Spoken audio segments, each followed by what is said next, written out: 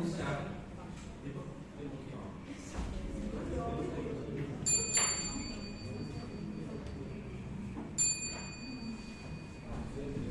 Good evening, my dear Toastmasters and guests. Good evening. Warm welcome to meeting number 1341. This is a true Toastmasters.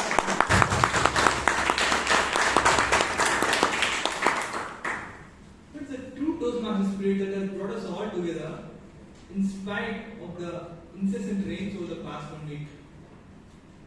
So the theme for today's meeting is prevention is better than cure. This theme reminds me of 31st December 2020 when I drove to Goa to celebrate the New Year. So the COVID case had just begun to drop, and I thought, people will be wary to come out, and it'll be a good time, it'll be a good chance to go out there and spend some time. But unfortunately, thousands of people had thought exactly the same way. So on that night at the beach, there are hundreds of people around me who are wearing no mask whatsoever and not following any kind of COVID protocols. So that's how careless we all had been about the oncoming second wave. And we paid the price very heavily. So I wish we had all been a little bit more careful and a little bit slower to get back to regular life. At least we could have reduced the severity of the disaster that was going to happen in the upcoming year. Moving on, not all rules in the world are boring. For instance, the rules of Toastmaster meetings help in making the meeting exciting. So let me remind you all of the 3 rules. Number 1, please do not walk around or move around when someone is speaking. You can do so when you hear an applause. Number 2, please do not say anything offensive in a political, religious or gender-related context. Number 3, I request you all to please put your phones on silent. I'll give you 10 seconds for that.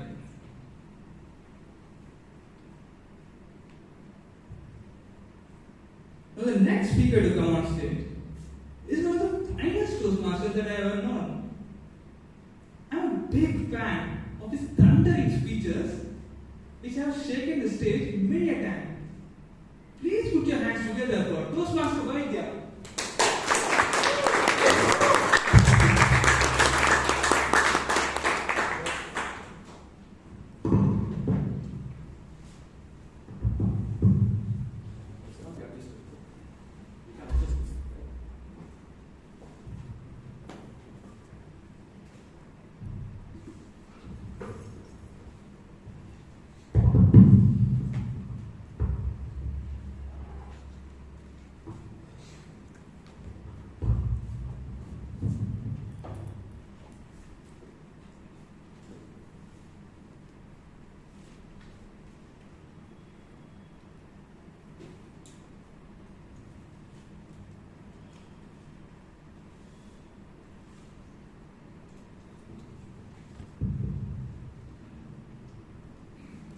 Thank you, Toastmaster Sai.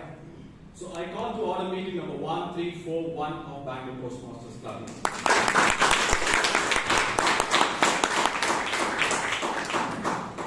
So the minutes of the previous meeting 1340 was shared over a mail to all the members. And in the last couple of days we haven't received any suggestions related to amendments. So the minutes of the previous meeting 1340 stands fast. I could see quite a few guests here, so may I request them to please rise up. I could see Simran also. Good to see you, Simran. So how do we welcome our wonderful guests? Ladies and gentlemen?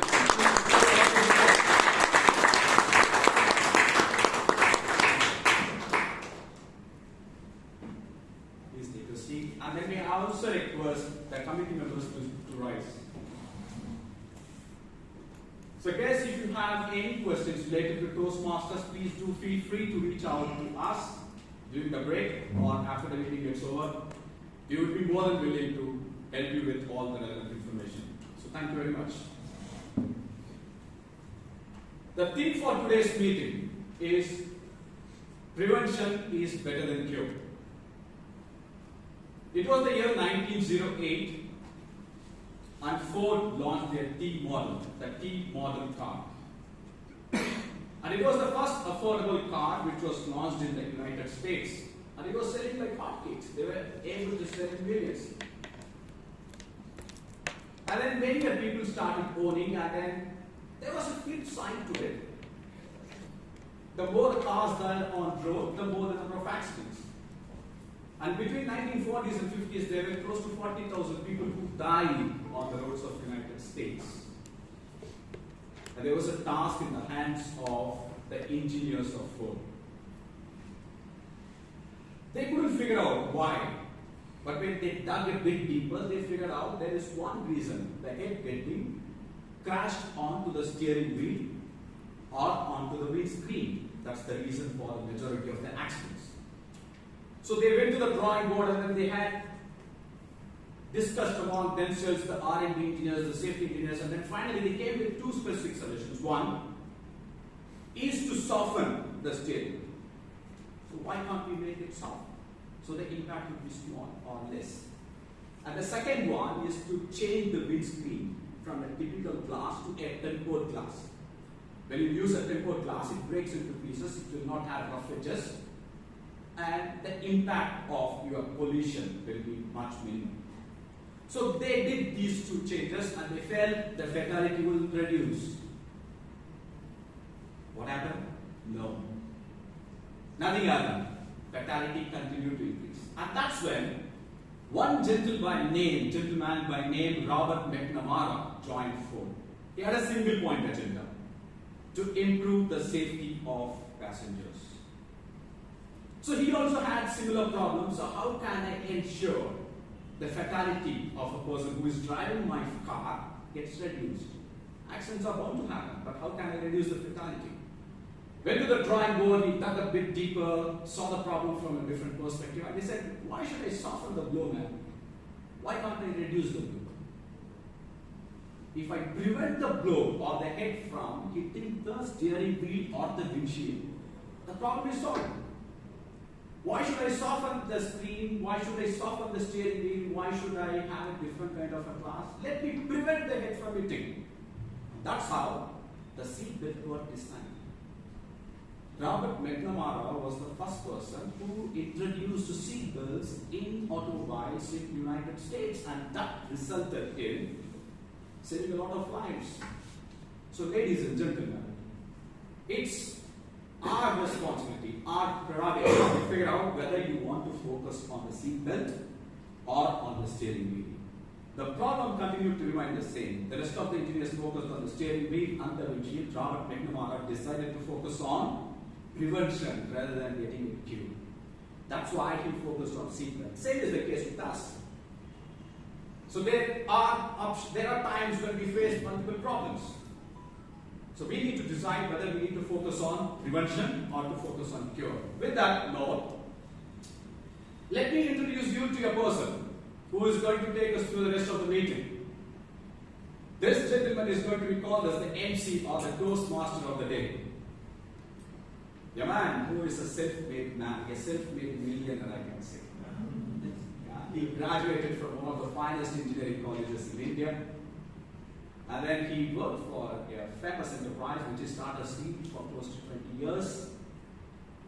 And then he had taken up a different assignment with one of the finest consulting companies. So ladies and gentlemen, please put your hands together to welcome the man with a crystal clear thought and the man who is going to take us through the rest of the meeting, Toastmaster Kamlesh Kumar.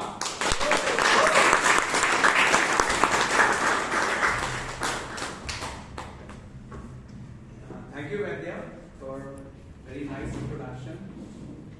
Good evening, fellow Toastmasters and dear guests. Good evening. Yeah. So, are you excited for today's session? Yes. Yeah. So, I am equally excited for today's session as you are, because I am coming to this stage almost after 6 months.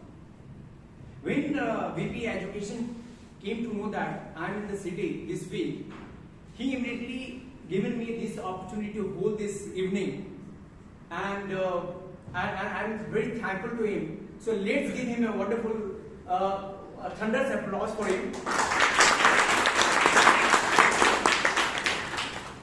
I'm very happy to see the new faces and the lovely audience today. I'm sure that this evening will be very exciting and enriching because you have taken out your precious time for spending this evening.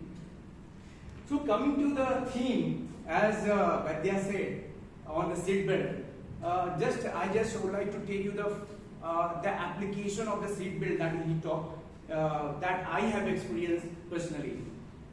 You know, one of my friend, cousin is a pilot, and one day he flew from Dubai to Bangalore and landed in the midnight. As usual, he took the rear seat in the chauffeur-driven car and coming to the residence. Just after traveling for a few kilometers, another car hit his car.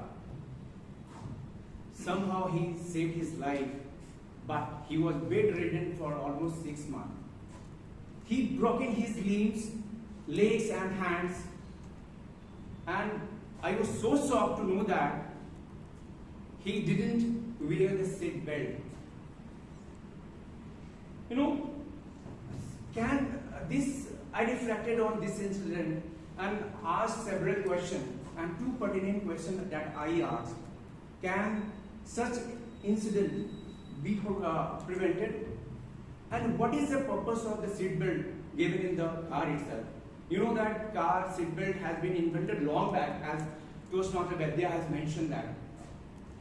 So I got the answer in my action. In the last 6 months, I traveled to and fro everywhere and ensured myself that every time, whether it's a front seat or back seat, I fashion the seat belt.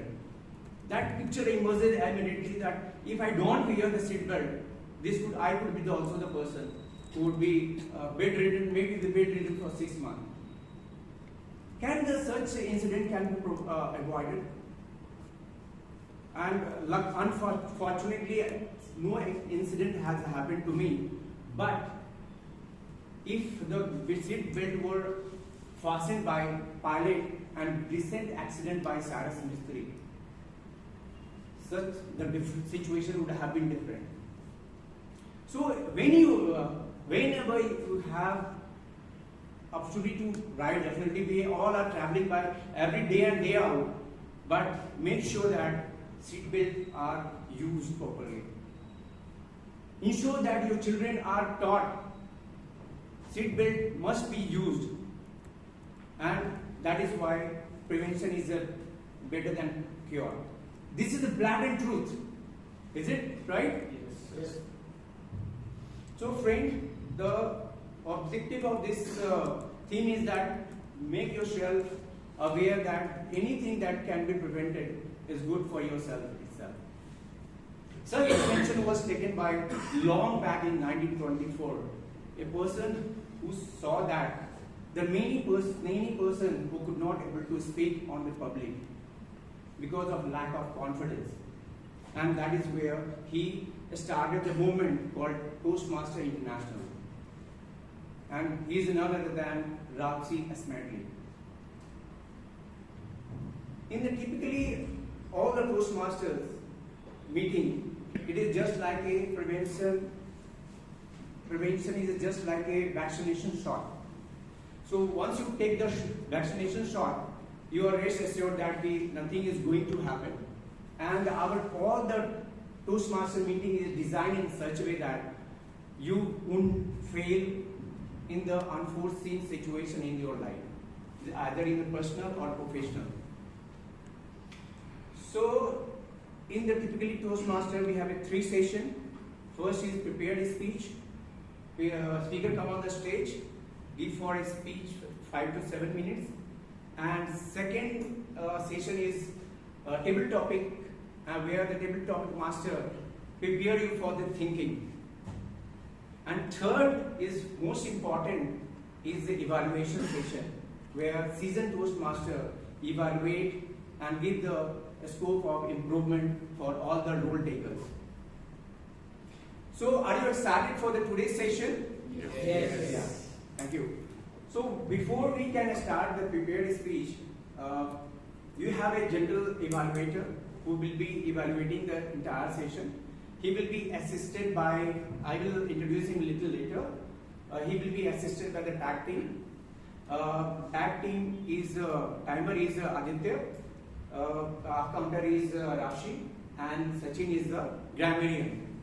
Timing, just to, in a brief, just to update, that timer will be noting down the timing of the each role takers, and he will also give you alarm when the time is getting over. So green, yellow, and red, he will flag off. A counter role is that when we speak, there is a lot of clutch words, and she will be Rashi is a counter, and she will take a note of. Last but not least, we have a grammarian. He will be grammarian role is taken by Sachin. He will be taking note of all the good usage and inappropriate usage, and also that he will introduce the word of the day. On his behalf, I would like to introduce the word of the day is blackened, which means quite obvious.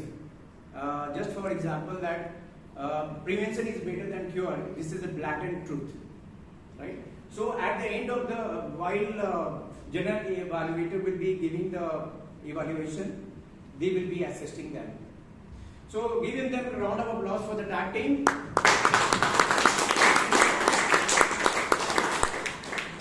So before I call first speaker of the day, I would like to call the evaluator.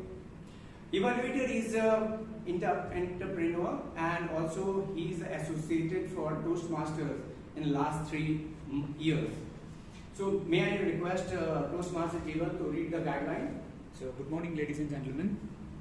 The purpose of this project is for the member to learn or review basic research method and present a well-organized and well-researched speech on any topic. A timer, please note the time allotted is 5 to 7 minutes. All the best. Thank you, Toastmaster Jeevan. The speaker is attempting L1 project P3 in researching and presenting. She is a avid swimmer and also the entrepreneur. The best part is that she is always trying to expose her talent, and that is what brings down to the Toastmaster, Bangalore Toastmaster. Her topic is next outbreak. Please help me in welcoming Toastmaster Chatra.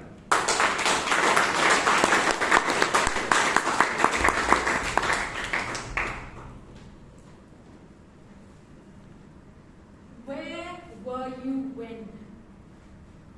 10 years from now, people in the UK will be asking, where were you when you heard about the Queen's death? For the people in the US, it's been, where were you when you heard about 9/11? And in India, it's, where were you when you heard about 26/11? Good evening, fellow Toastmasters and guests. Good evening. Do any of you remember where you were when you first heard about COVID? Okay, I'll tell you where I was. I had gone into work on a Saturday, and my friend had sent me this interesting forward. Earlier during the week, I'd been reading the news about a new outbreak in China, but I didn't take it seriously. They called it pneumonia of unknown etiology. Not something you would really worry about. But then, I opened that forward from my friend, and curiosity got the better of me. In 2017, I had taken a class on epidemiology, and I decided to look up how bad the outbreak was. And when I looked at the numbers, I was horrified. the R0 number, the basic reproduction rate, was very high, which showed that the disease was spreading exponentially. I was hoping that the authorities would contain it somehow, but we all know how that went. Now, throughout human history, we have always been battling diseases. We've had typhoid, cholera, measles, but nowadays they are not so much of a concern. Do you know why? It's because we have been living with those diseases for centuries, and our doctors and healthcare systems know how to take care of those who get infected. But when it comes to other diseases like Nipah, COVID, SARS, and now monkeypox, things are a little different. Any guesses?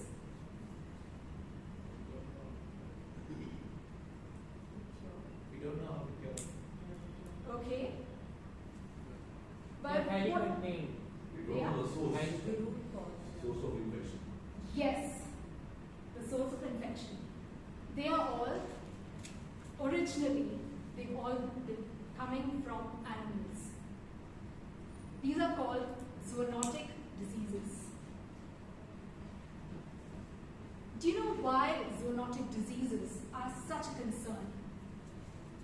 It's because 60% of outbreaks come from zoonotic sources, and in the 21st century, 75% of new diseases are of zoonotic origin.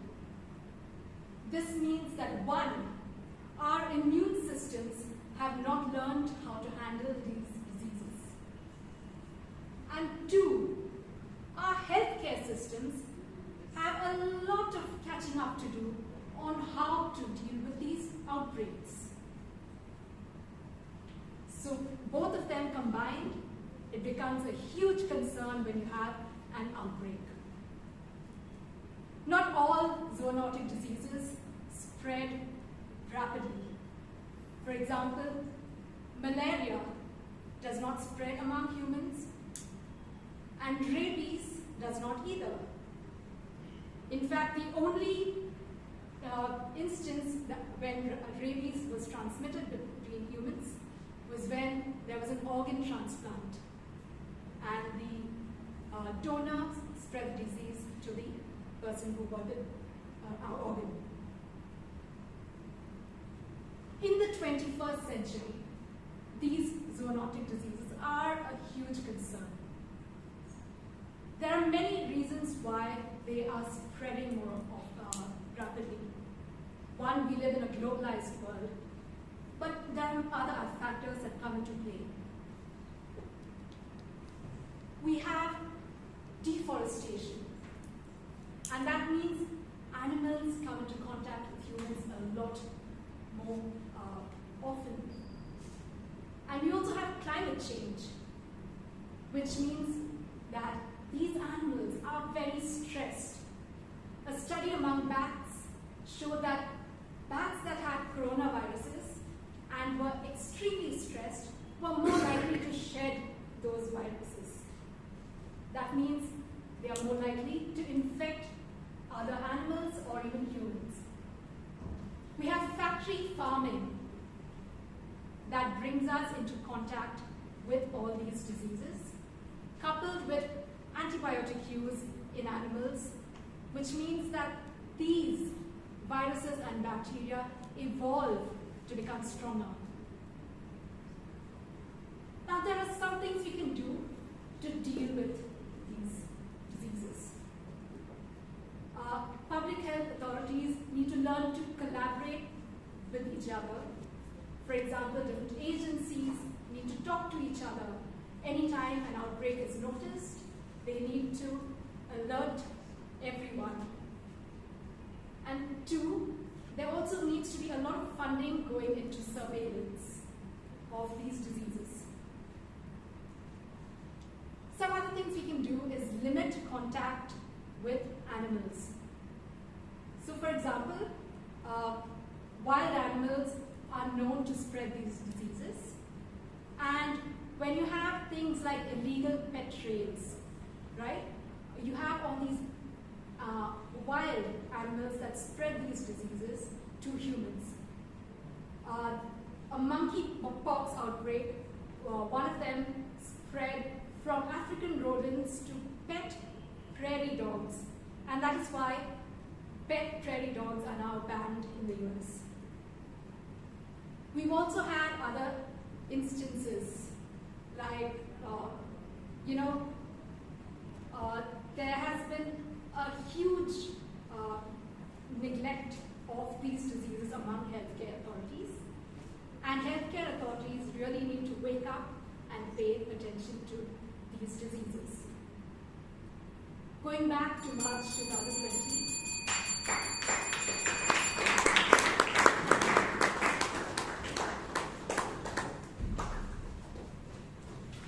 thank you, Chaitra, for taking us to the COVID days, and we have learned that in the difficult time how to thrive.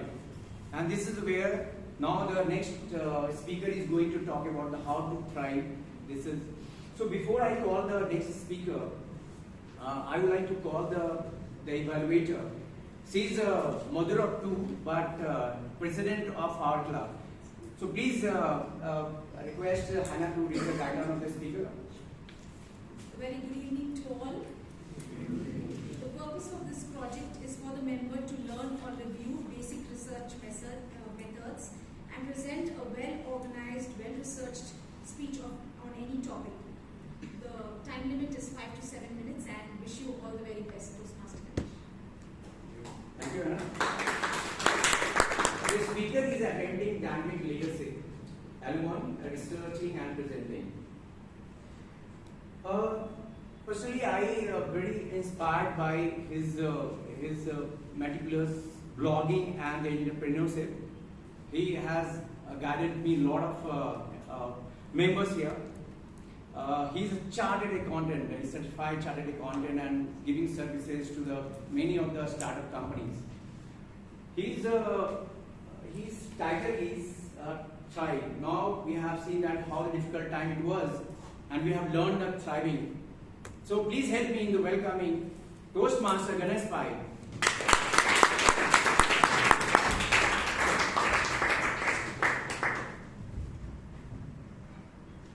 What happens if once in a century event called pandemic occurs in your lifetime?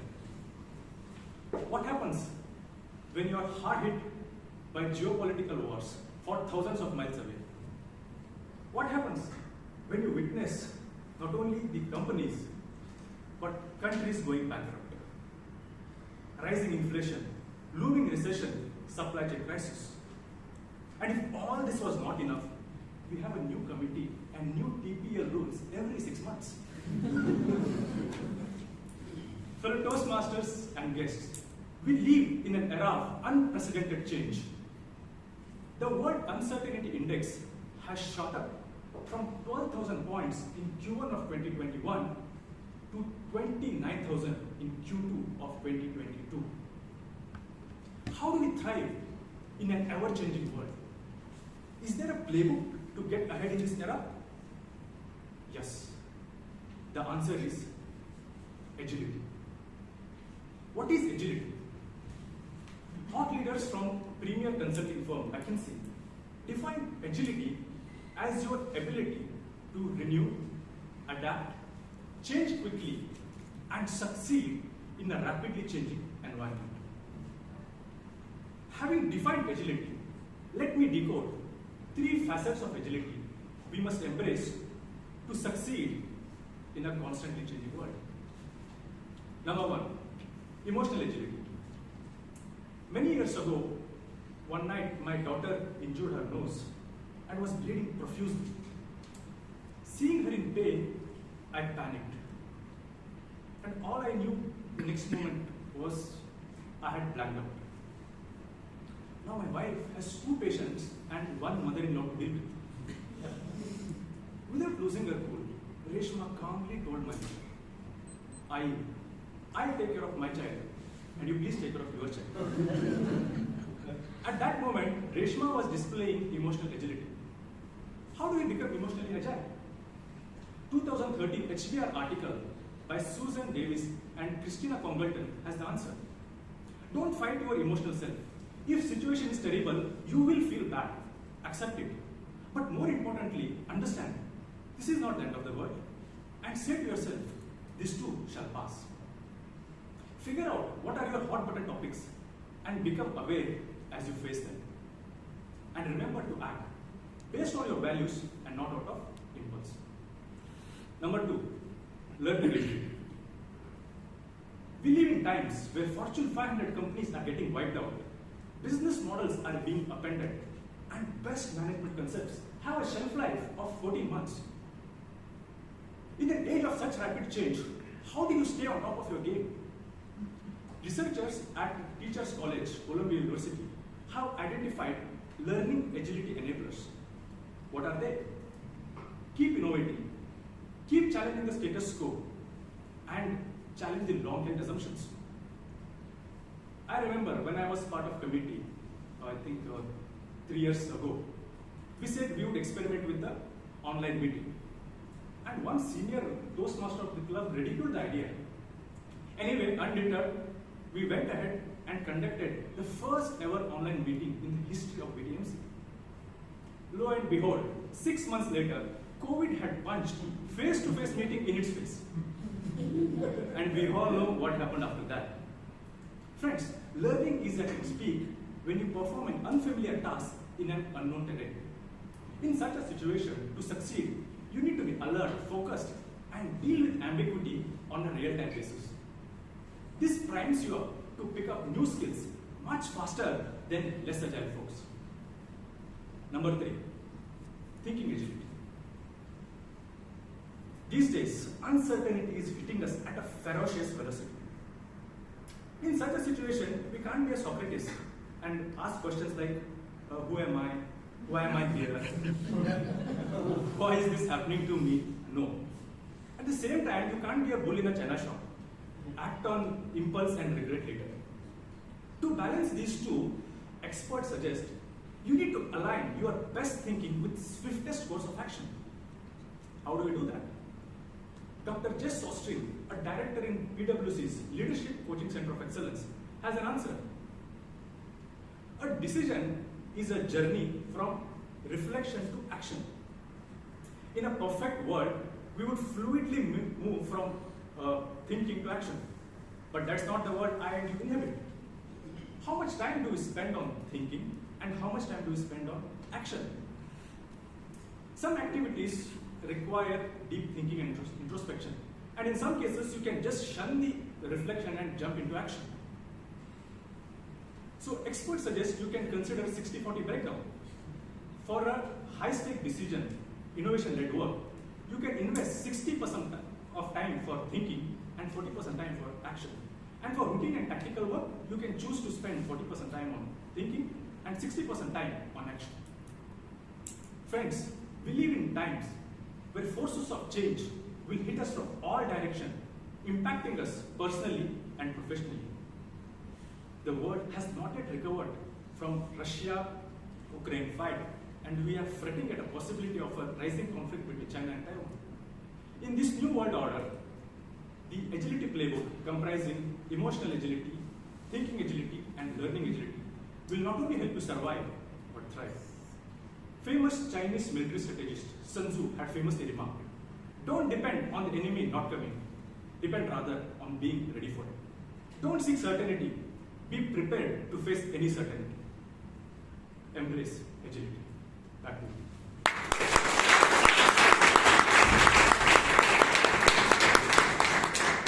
Thank you, Ganesh, for a wonderful speech.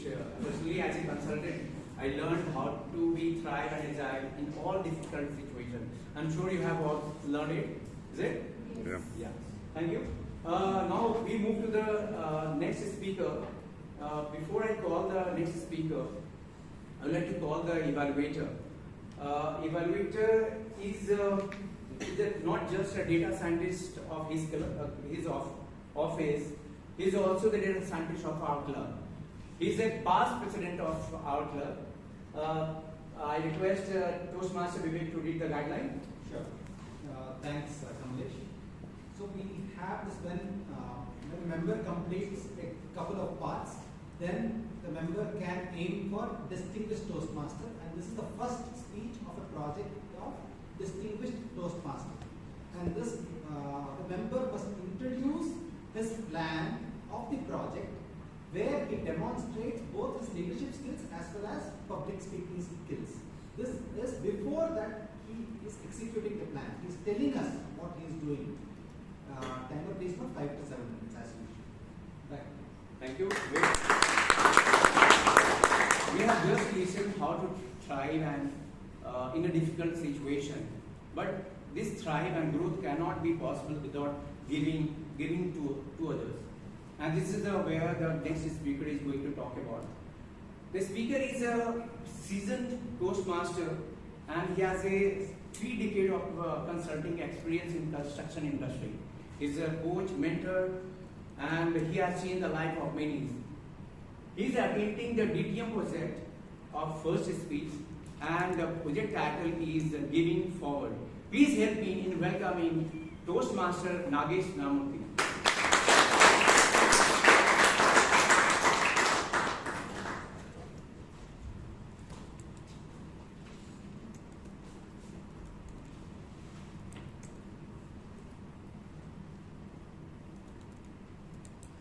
I start my day with gratitude.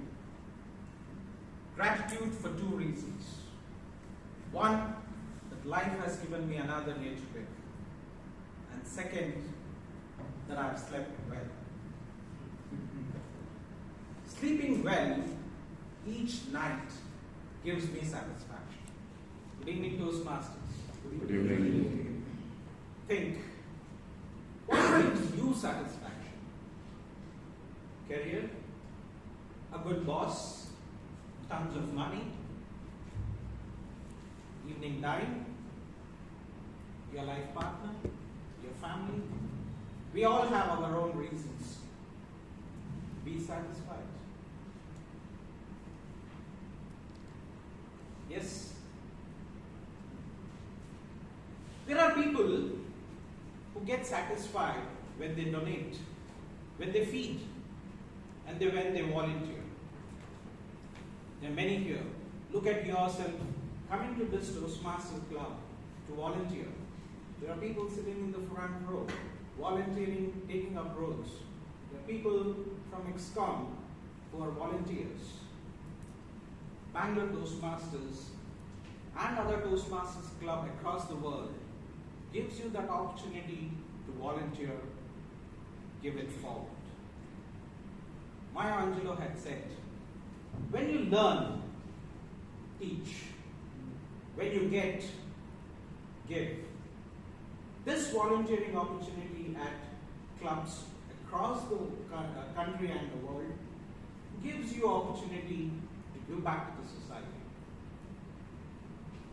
Talking about volunteering, there's one more opportunity that Bangalore Toastmasters gives you. When you hold special events. One special event was held recently, a few months ago. We celebrated 25 years of our existence. How many of you remember that?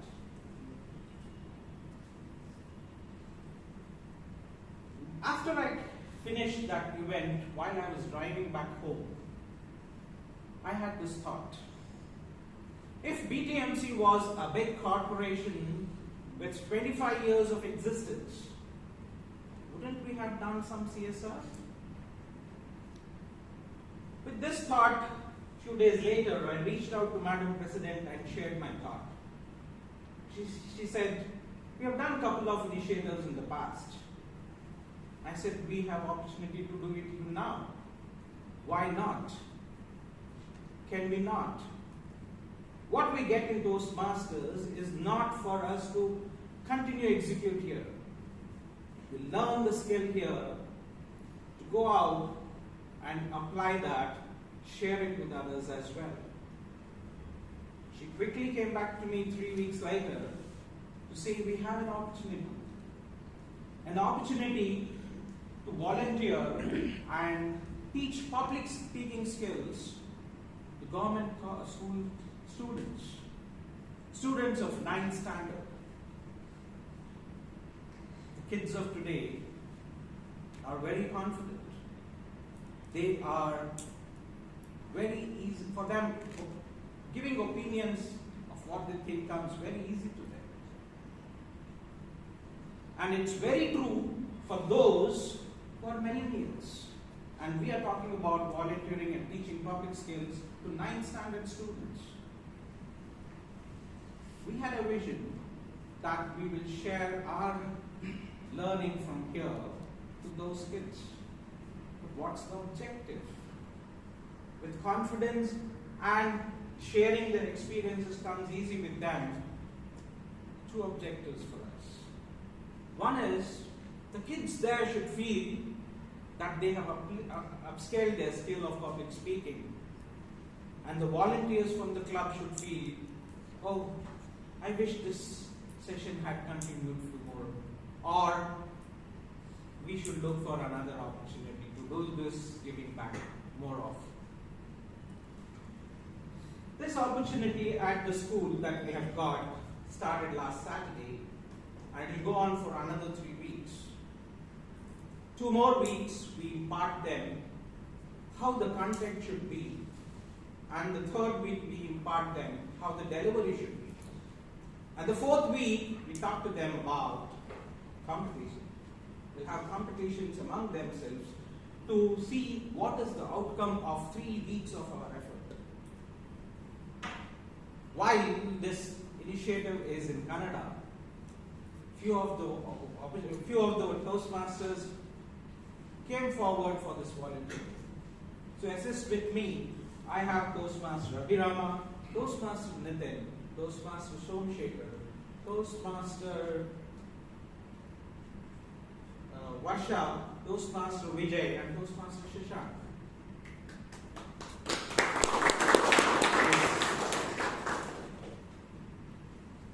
Physical people with Toastmaster skill is just not enough.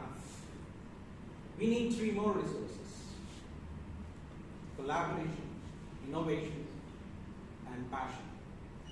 After completing one session, we see that joy and passion in all the volunteers.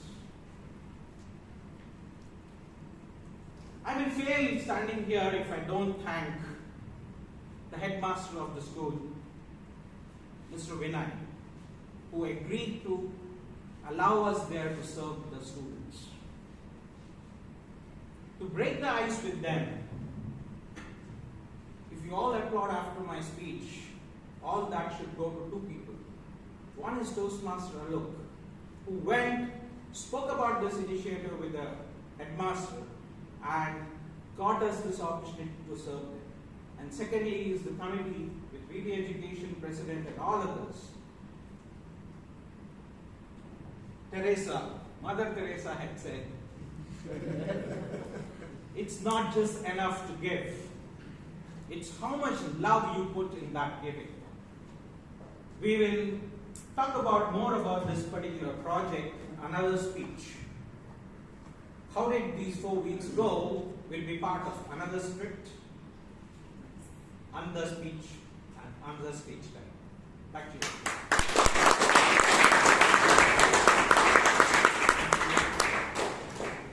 Thank you, Toastmaster Nagesh. It was a wonderful, inspiring speech.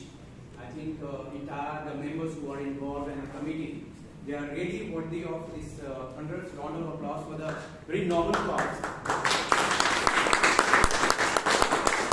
I think everyone is aspiring for the good deeds.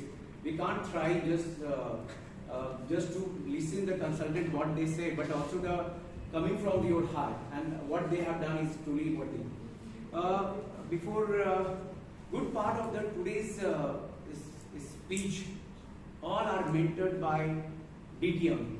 The first speaker, the Toastmaster Tetra, was mentored by DTM Lalit, and the rest two, Toastmaster Ganesh and Nagesh, was mentored by Radhik Manwani. So let's give him a round of applause for that. You all have, the members have got the link for the voting. I request to vote them. The passcode is health. Passcode is health. Just give you 30 seconds.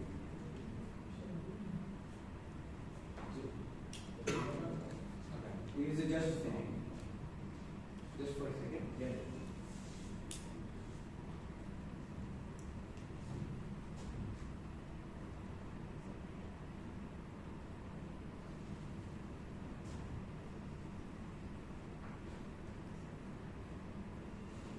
It's done.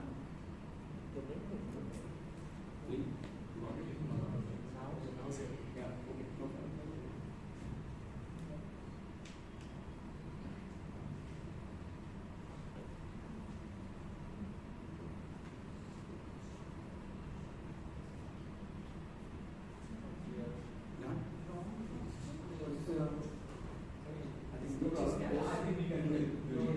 Okay, so we can just do it in the little later.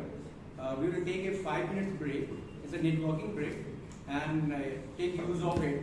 Those who are new to the club, they can consult the members, the committee members. Back in 5 minutes.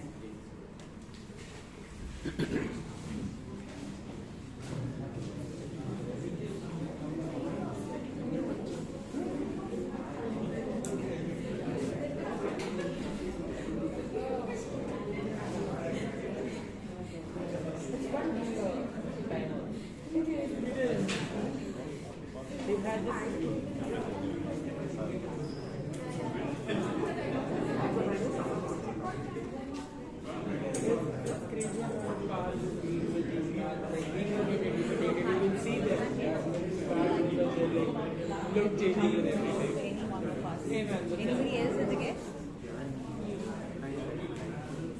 I'm coming. You remember? Actually, I am joining after a long time, so that many faces has come. When did you join? Oh, 2 faces. What do you do, sir? What do you do? Interior designer. So I'm working in a consulting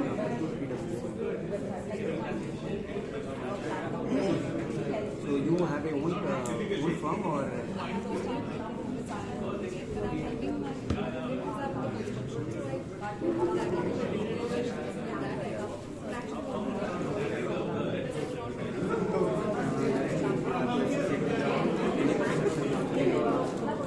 You have done your graduation from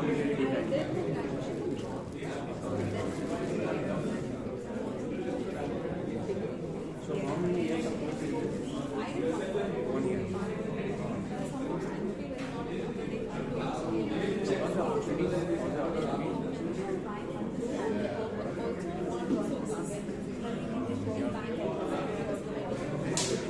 Many construction coming up. I meet a few of them that came as guest and neighborhood also. They are also the interior designers, so I know that one. But it's Bangalore is a good place to live. So are you enjoying Bangalore Toastmasters? Great. Keep coming. I think you must have. Yeah, that's nice. Great. So catch you. Understand the doubts and reach out to any of the members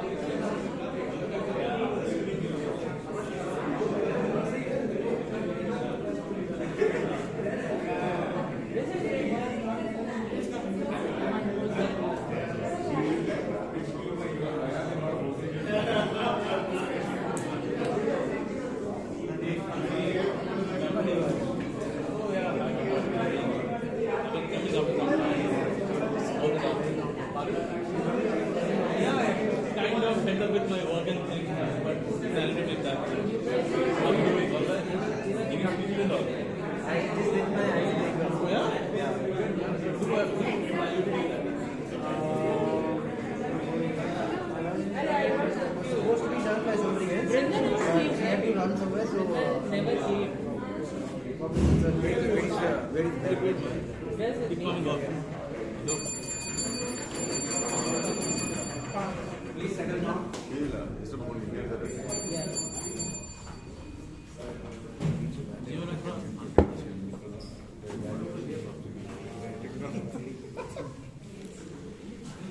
Best of luck.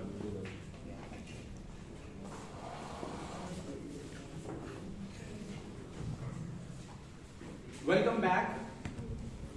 Now it's time to move to the next session, and I think it is one of the exciting sessions. I would say that it will help you to excite your neurons.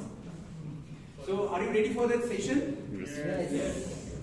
So, please help me in welcoming the person who is the youngest lawyer of our club, and he is also the past vice president PR.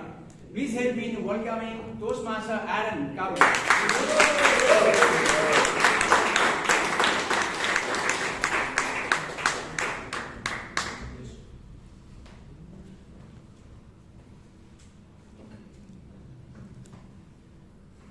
Good evening, fellow Toastmasters, guests, future Toastmasters. Are you ready for an exhilarating session? Yes.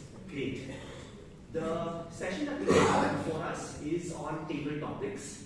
For those of you all who don't know, who are uninitiated, table topics is essentially me calling you up, giving you a topic, and you speaking on that for up to 2 minutes, right? The point of table topics is to challenge you to develop impromptu thinking and to effectively communicate, right? The faculties that are enhanced with the whole table topic exercise is first, listen to the topic carefully, think on your feet, organize your thoughts in a structured way, and last, speak and communicate your message, right? So it's really impromptu, on the spot, extempo, if you call it, right?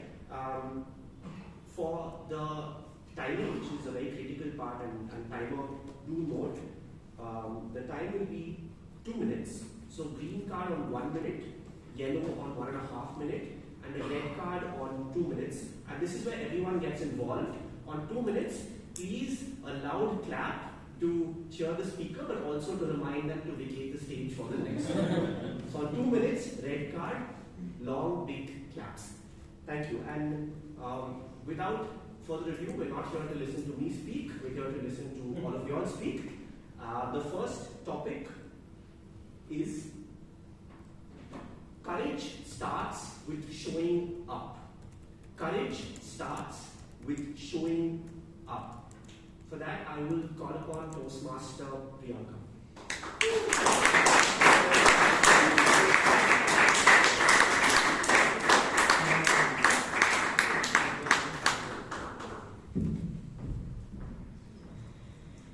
Courage starts with showing up.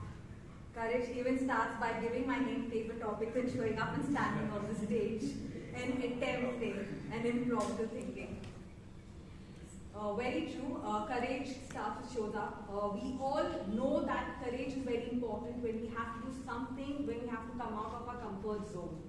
But as much as we are aware of it, for some reason, we do not take that first step to come out of our comfort zone.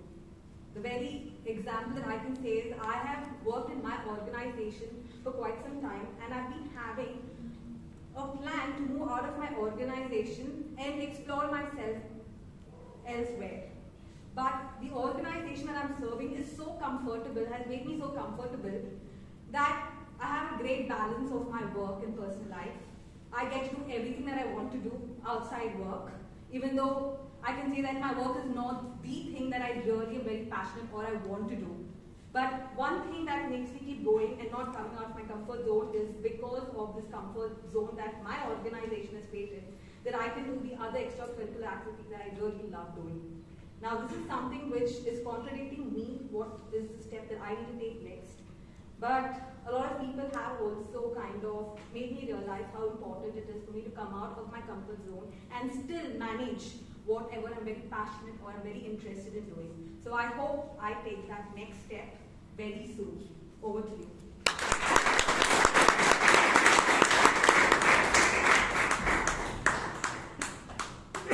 Thank you, Priyanka. Inspirational as always. With that, moving to the next topic. The bumper sticker on my car would read as. The bumper sticker on my car would read as. Toastmaster Alan.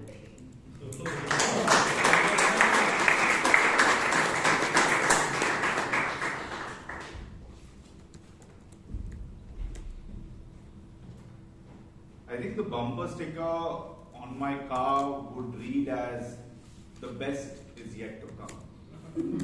Right? And I truly believe it, because there are a lot of times in our life where we think we have achieved our best, and because of which we fall miserably. I remember there was a time where I met someone and they told me, Alan, the reason why people fail is not because they're good or bad. Sometimes you find success too early in your life and then you just don't know where you want to go. And I truly believe that you can always better yourself. And for the other end of the spectrum, when you're looking at it, when everything is looking downhill, like COVID for example, the resilience of Bangalore Toastmasters Club to get into online meetings and change things for the better. Like today when I am standing here in front of all of you, did I ever imagine during COVID that this could happen? Many times I thought maybe this is the end of the world, I don't know. But I guess by having that bumper sticker of the best is yet to come, it's a good reminder for me and even the person right behind me as well. Back to the video.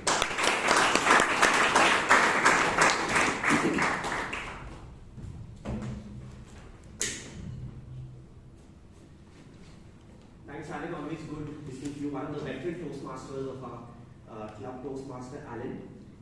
The next topic is, if you could, what would you change? If you could, what would you change? Toastmaster Evaluator.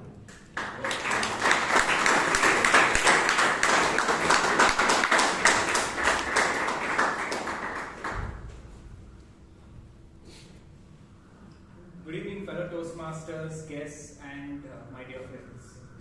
Good evening. Good evening. If I could, what would I change? Now, there is a lot that every one of us would like to change, and certainly it's not in our powers all the time to change things.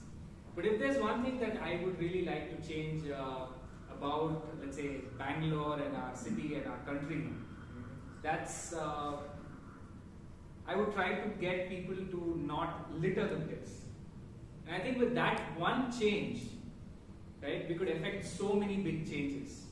We could have cleaner places to be in, enjoy, and also have a greener initiative to manage waste. We could also empower a lot of people who are working as waste collectors in different ways, and also generate more jobs for the people who cannot make a living out of normal things. But still, that's one thing that I would really like to change. Of course, I would also rather change my boss, my job,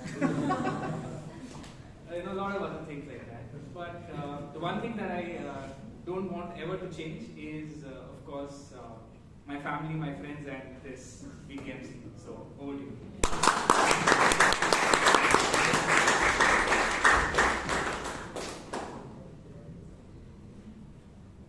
Thanks, Toastmaster, I agree with you on the last point on not wanting to change certain things, especially at Toastmasters. The next topic is somewhat of resemblance of Bangalore weather of late, though it's a bit of an oxymoron. The topic is a perfect storm. A perfect storm. For this, I'd like to call upon Toastmaster Sri Prabhush.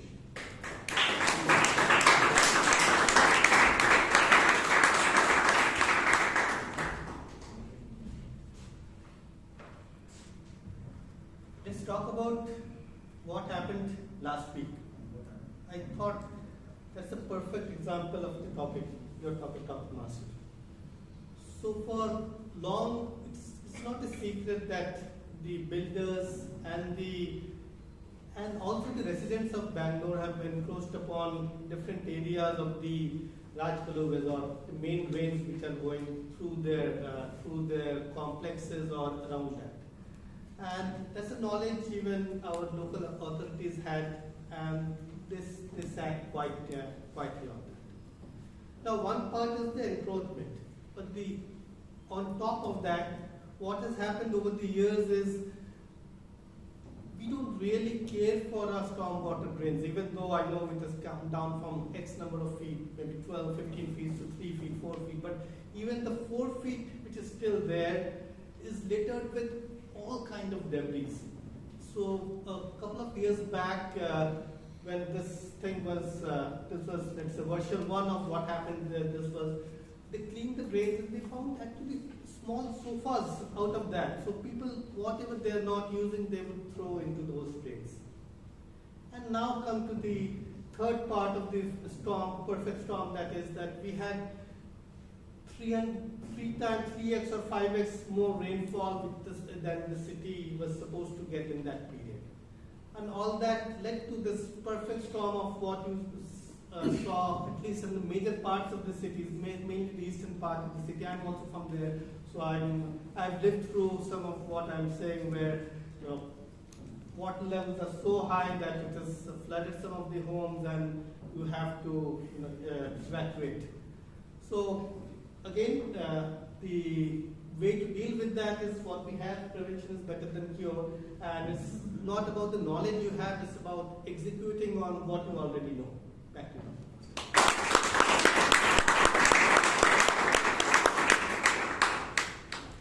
Thank you, Toastmaster Srito. The next topic that we have is a little contrary to the theme of the day. It goes as follows.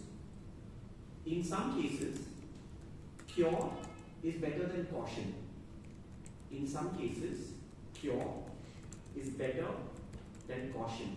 And for this, I'd like to call upon a very special guest that we have with us today. He is the past president of the Bangalore Toastmasters Club, Toastmaster Jeevan Fernandez.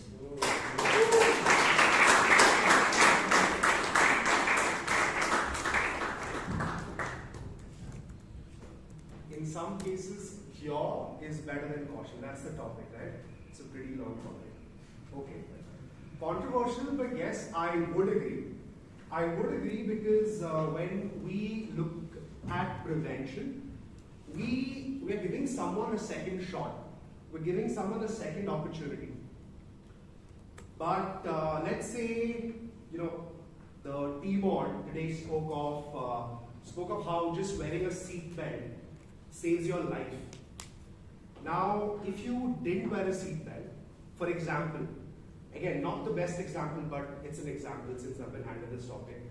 For example, today there are laws being designed around people sitting at the rear have to wear seatbelts. Why? Because someone really high up the pyramid, the financial pyramid, Cyrus Mistry, passed away last week in a car crash. So had he, okay, thank you for that. So had he exercised prevention, nothing would have happened. But because he didn't exercise prevention and he actually passed away, unfortunately, we have come up with a cure. And that cure is, well, that's going to save us a lot of lives going forward. So I think as harsh as it is, you've got to make an example, or there's got to be an example made of somebody at some point. I wish it happened the other way, but there are times you've got to make an example, and that example then stands the test of time, and that example becomes the prevention and the cure both. Yeah, with that, that's it.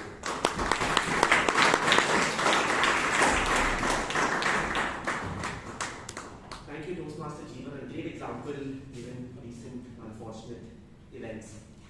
The next topic, should vaccination be compulsory or voluntary?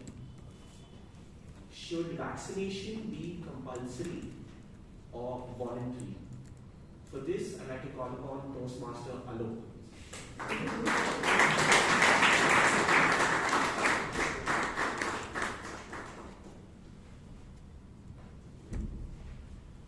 After table topics of 1 minute, 1.5 minutes, those are like T20 games, 2 minutes is like a test match. On a different note, vaccination, should it be compulsory or voluntary?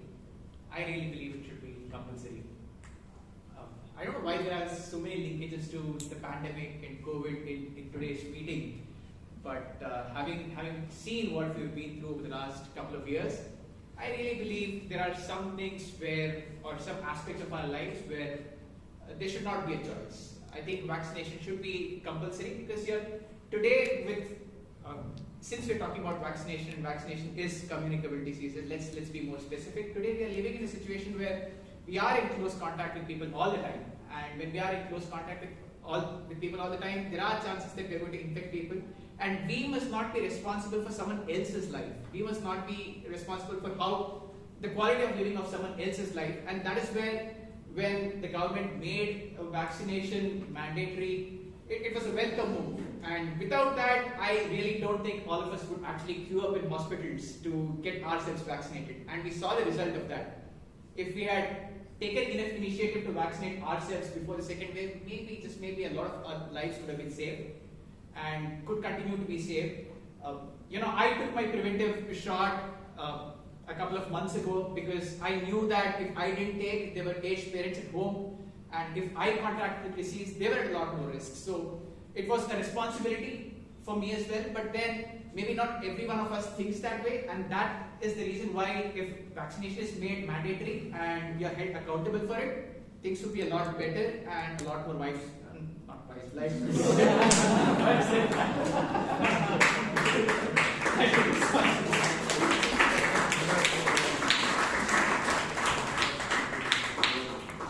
Thank you, Toastmaster Alok. Always good reason, but a bit of humor. The next topic is a good problem to have. A good problem to have. Toastmaster symbol.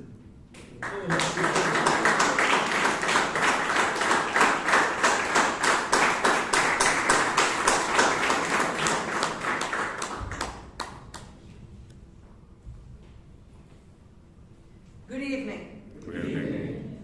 A good problem to have is when a fellow friend threatens you that you must come for a Toastmasters meeting. Toastmaster Karunakar. A good problem to have is when after 3 years of not seeing people and you walk into a room and you feel like you have friends.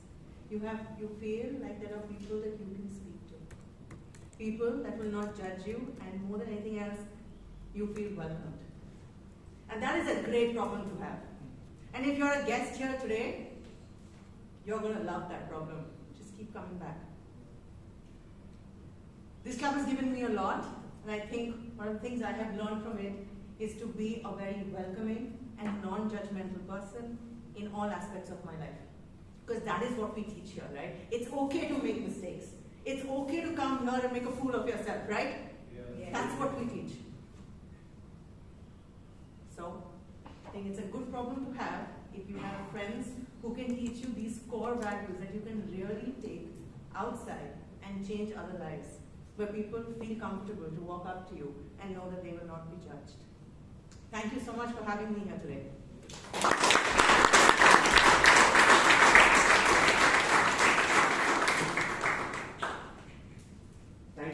Toastmaster Simran. And one point that she made, echoed with me, is on guests to keep coming back and that you will love it.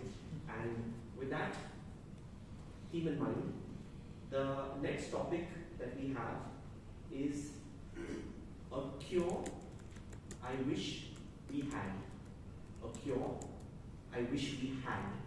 And for that, I'd like to call upon a guest and my friend Toastmaster Saman.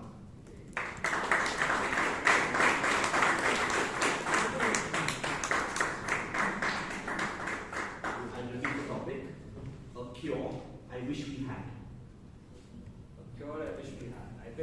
I wish we had a cure for Corona.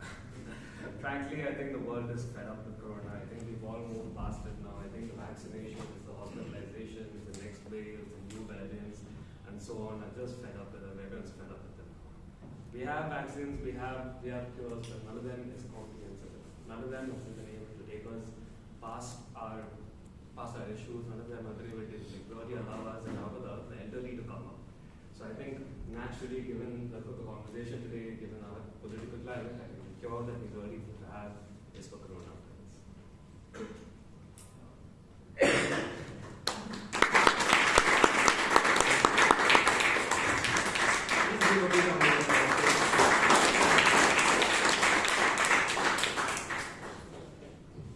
The next topic that we have is, what has life taught you recently? What has life taught you recently? Toastmaster Bruno.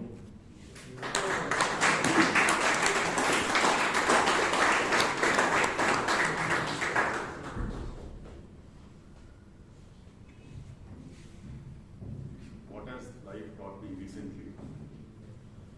Few things. First one is gaining weight is not good for you in the long run. And there are a lot of people dying in various different ways. Somebody not using a sick bed, somebody doing too much of exercise, dying in a gym. This happened last year. So I guess what life has taught me recently is summation of all this. That enjoy your life. It doesn't matter whether you exercise, gain weight, lose weight, or you stop eating junk, or start eating healthy. Be yourself. You never know when your time is going to come. So, just chill. Over to you.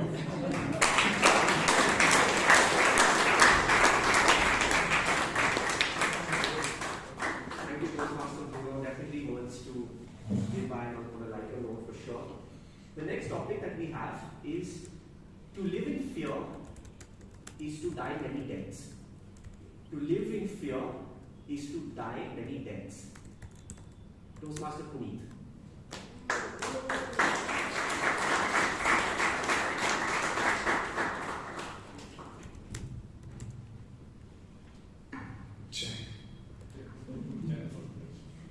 This is so unusual. Everywhere I see, it's the world of marketing, the world of writing, the world of movies. I see fear-based work that comes out. It's so upsetting that in the media world they have a guideline that says if it bleeds, it leads. So they want to make the paper bleed, especially the front sheet of what catches your eye. It's so rare that I find somebody who's been generous enough, caring enough to not take that route and to actually work the other way, the harder route, the one that requires emotional labor of saying, hey, there's a better way here. It's usually what I see is fear-based facts, stories, highlighting things that are not really important but elicit fear out of us. That's a sad part of my generation, because my generation, the ones in their 20s, we're also hooked onto the next thing that will scare the shit out of us. Sorry to say that, but there's no other way to say it. And anything gets blown up. In fact, the entire social media, the entire conversations, there's so fear-driven. It's so rare that we talk about pleasure. I mean, even in school when we had sex education, we spoke about dis-ease. We have branded death insurance as health insurance, disease care as health care. I mean, everything is just so fear-based. At times it makes me sad. Where are those guys who really suck the marrow out of life? Because I just see people who are scaring the living lights out of me.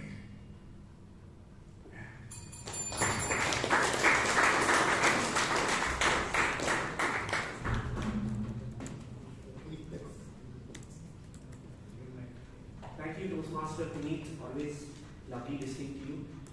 The next topic that we have is, would you break the rules for a loved one? Would you break the rules for a loved one? Toastmaster Karna.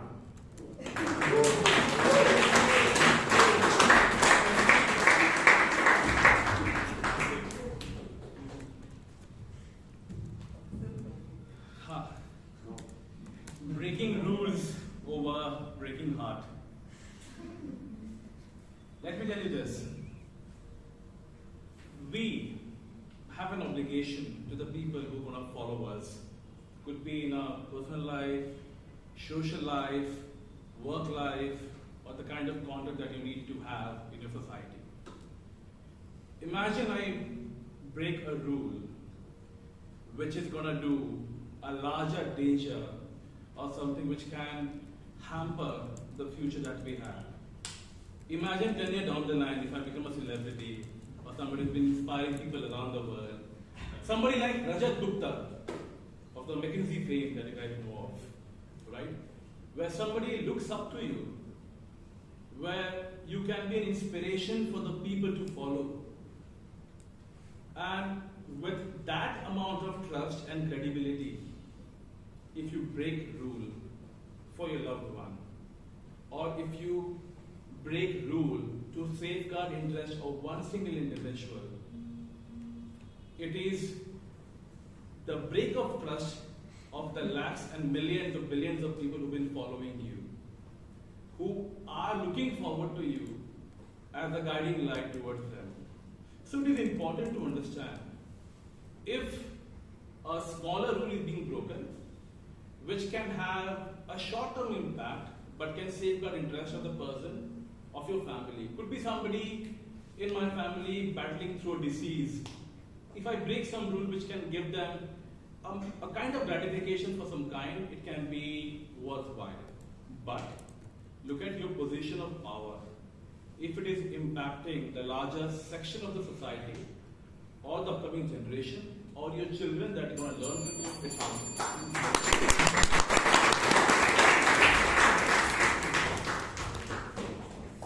Thank you, Toastmaster Karnakar. One of the more serious speeches that I've heard. The next topic that we have is, there is no such thing as a free lunch. There is no such thing as a free lunch. Toastmaster Ratan Shetty.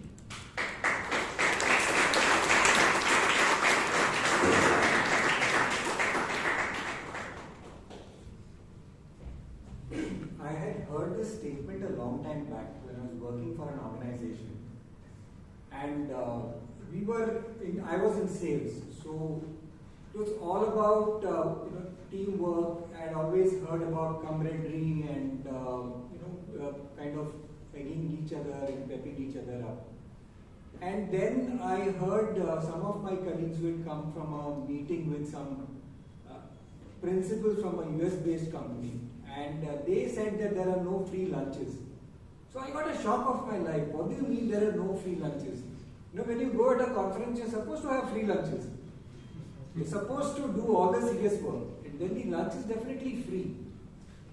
And then I realized that ultimately in business, it's a contractual relationship.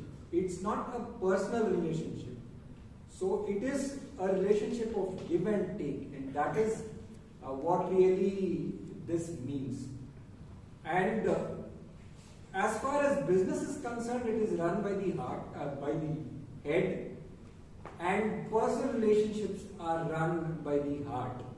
So, as long as giving is concerned, giving is very important. But at the same time, in business, you have to look at the contractual part. Definitely, for the business to grow, at the end, the bottom line matters, and that's what it means. No free lunches.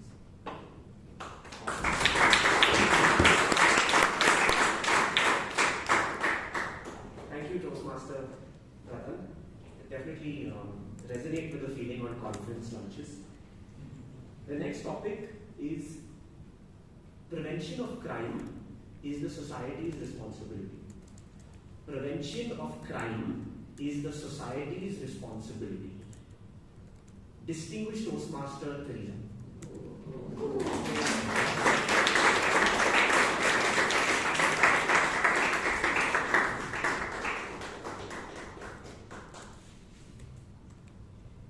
Prevention of crime is society's responsibility. Yes. I had heard a story. There were two monks who were crossing the river, and there was a beautiful girl too there. One monk looked at the girl and did this. Another monk helped that girl to cross the river. He carried her, put her on a shoulder, and happily left on a bank of the river. This other monk got so irritated and he was so frustrated. He went to his Guru and said, "Guru, do you know what happened?" Other disciples, "Do you know what happened?" And that night, this monk was just sitting and meditating. The monk who was carrying the beautiful girl was meditating. The other monk came and asked, "What? How can you meditate? If you committed a sin, then how can you meditate?" This monk said, "I had left her long back, and still you are carrying her." This is what we do, my dear Toastmasters and guests. This is what our responsibility, not to hold the past and brood on and kill ourselves along with others too. So my message to you all is, along with your topic, be in the present. Forget the past. Don't worry about the future too. Over to you.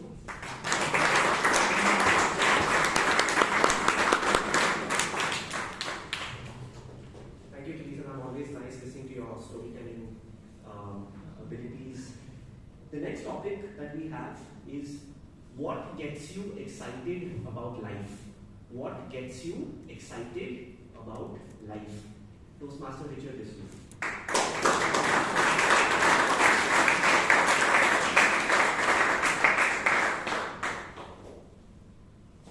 Table topic master, fellow Toastmasters and distinguished guests. What makes me excited is the very getting up today every morning. That provides me an opportunity to start life afresh, to be grateful to God and also to other people, and as told by one of the Toastmasters today, to collaborate, innovate, and to lead a passionate life. It is very much important to walk an extra mile every day. What I earn or value addition on day-to-day basis is most important thing, because I can't give anything to others unless I earn it myself. Therefore, I look for opportunities to enrich myself skillfully or by whatever means, and I get excited when I contribute for the welfare of the people around me, to spread cheerfulness and also to uplift people, to make life better around me. Go to table talk. Thank you, Toastmaster Richard Disney.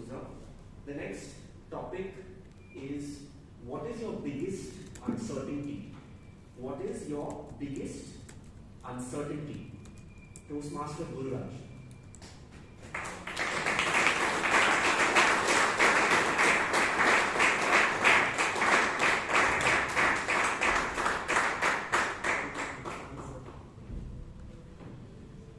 Hi everybody. Good evening. Well, what is my biggest uncertainty? Well, countering to that, what is my biggest certainty? I am not yet sure.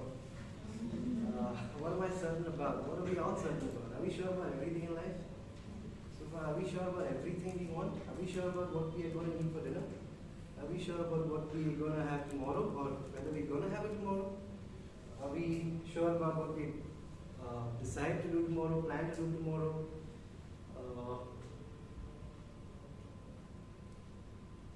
So being certain is nice. It's good to be certain about a few things in life. That you want to achieve some goal, you set some goals for yourself, you set some process to get there, and you do the task according to your set process, and someday you reach that goal. You know, you're going in that flow and you reach that goal. So that's a nice thing to be certain about getting somewhere. But then you can't really be certain about everything, can you? Certain things just happen, and we got to be willing to embrace the change, and we got to be able to accept whatever comes and live with it, no matter what. We got to fight it, we got to deal with it. Whatever we need to do, we need to do. And I have been very blatant in not setting a very certain goal for myself so far. So let's see. I will. I'm a little. Okay, this is. I think as much as I can speak about this topic, because I'm not certain about a lot of things. So yeah, but one thing I was certain of was coming here and doing Toastmasters, and I wanted to be able to speak on any topic given to me. So this is my chance.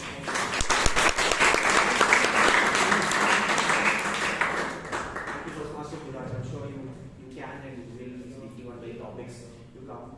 With that, we close the session on table topics. Did you all enjoy it? Yes. Thank you. The only objective I really had in mind was to get all, or if not all, at least most of you all to speak, which I believe I have done. I do apologize. There are a couple of you all who did sign up, but due to time constraints, did not get a chance. Please keep the enthusiasm going. Sign up for next Friday.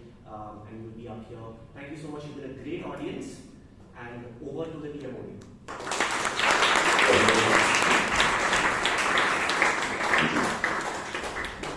Thank you, Adam, for your neuron-firing topics. I'm sure that these topics would prevent us from the public speaking, unforeseen situation of public speaking and thinking. I would like to mention that when I joined the Toastmaster, Bangalore Toastmaster, most of the week, after the first session, I open the door and leave the place. And I always find some excuse. I have to be at home early. And this is the place which made me out of the door. But this is the place which brought me consistently for 2 years. And this is the beauty of the Bangalore Toastmasters Club. And that you have also witnessed that Simran after coming 3 years, after coming in 3 years here. So give him a round of applause for the Bangalore Toastmasters Club.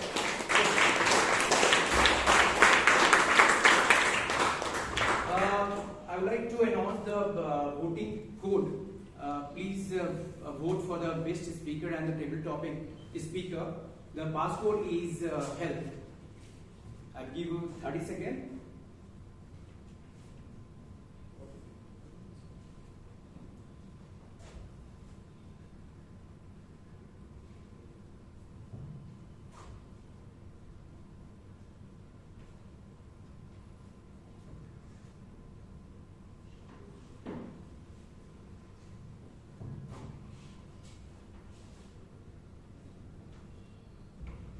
Done? Yes. Right. So now we move to the next session, and this session is going to be very exciting because personally I like it very much.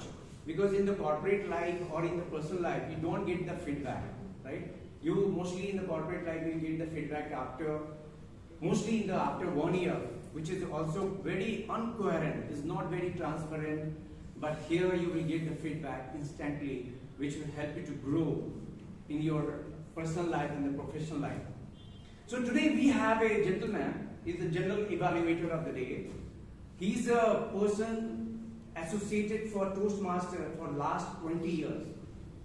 And he had aspired once that his son would be in the IIT, and he did it. The most important thing that I like personally that whenever you meet him, he will give you motivational booster. He's always smiling.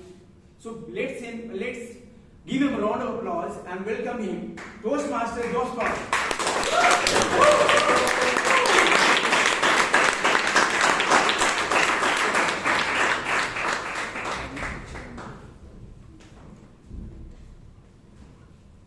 Thank you very much, Toastmaster Kamlesh, for that wonderful introduction and welcome here.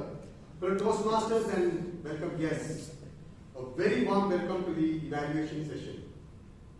Now, the evaluation session has two main roles or objectives. One is to point out what went right in the meeting. This would be like appreciation of the role taker and would serve as an inspiration to the others to follow it. And the second one is to help out with what went wrong with the meeting. Now, this is how we improve and work on preventing mistakes, and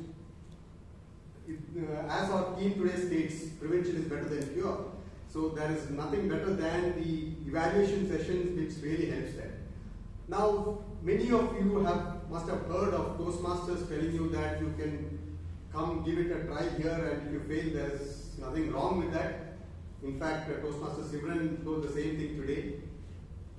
What they actually mean is not that you can just come here casually, come unprepared, and then do what you could do and then fail.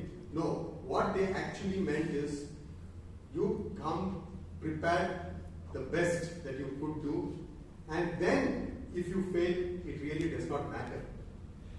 Now, the maximum consequence that you can have is you will get a positive feedback and a thunderous round of applause. That's the best thing about Toastmasters. Now, many of you must be wondering, how do I do this? How can I go through this whole process? But I think Toastmasters provides the best safety net to take care of this. As many of you know, Toastmasters International is a worldwide organization and a well-established organization. So whatever procedure or process that you see here has been developed after well-researched, has been out of deep research and well-established processes.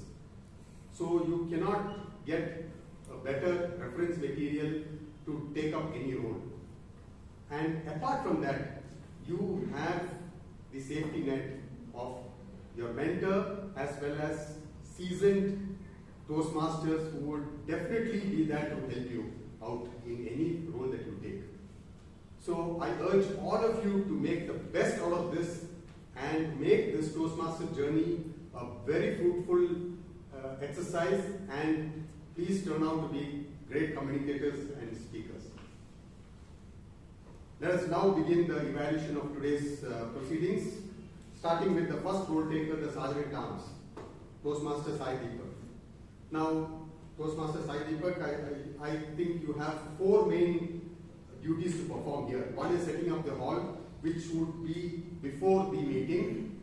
Now, I think you had a wonderful support from Priyanka and a couple of other Toastmasters in this, because as many of you would have known, he has badly injured his leg, but it's wonderful of you, Toastmaster Sai Deepak, to be still present for the meeting here. I think that's the spirit. So let's get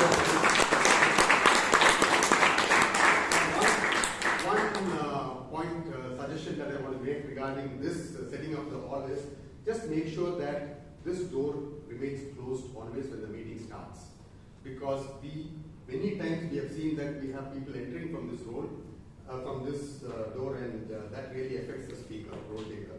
So that is something that you can do. And you welcome the audience very energetically. That's the second role that you had. You used the mic today, and I think that had a great effect. Well, very well done. And about the message, I felt that it was that too long, but that's fine. But you had a good message about COVID that you had in Goa, which was a great learning experience. And the introduction of the presiding officer, I thought that you mentioned about him giving thunderous speeches, but then there was nothing more to that. So that was something that you could add. And another point that you can add is that he was a presiding officer, because generally we have the president taking up this role. So that is something that you could have added. But I think you've done a wonderful job. So let's hear it for the SAA TM Sai Deepak.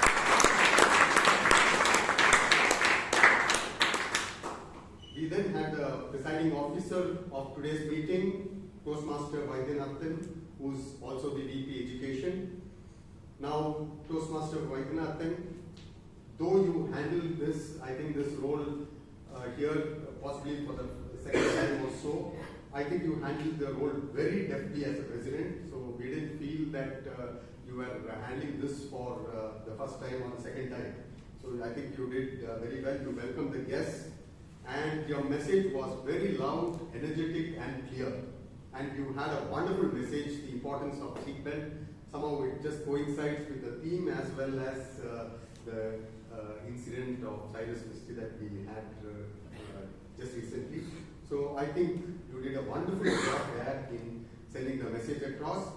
And the introduction to the Toastmaster of the Day, I think anybody would have been proud of such an introduction. I think you did that brilliantly well.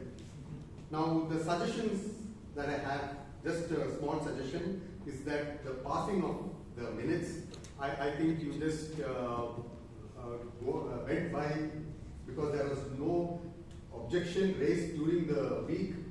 You just passed the meeting. I think it's appropriate to call for any objections here on the floor of the House before passing the meeting. Apart from that, I think you did a fabulous job. And one other thing I should mention is that as the VP Education, you have a great role, a very challenging role to do, that you've been doing week after week and churning out great meetings. I think we should give it up for the...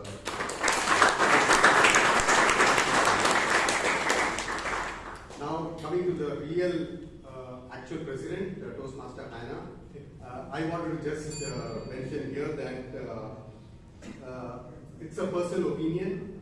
Now, you may have, you are very magnanimous in giving this role to another presiding officer, but I feel that this is a role that you've been elected.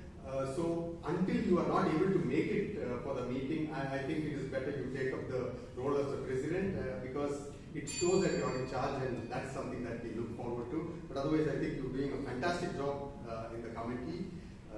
Thanks a lot for that. Let's hear it for the president.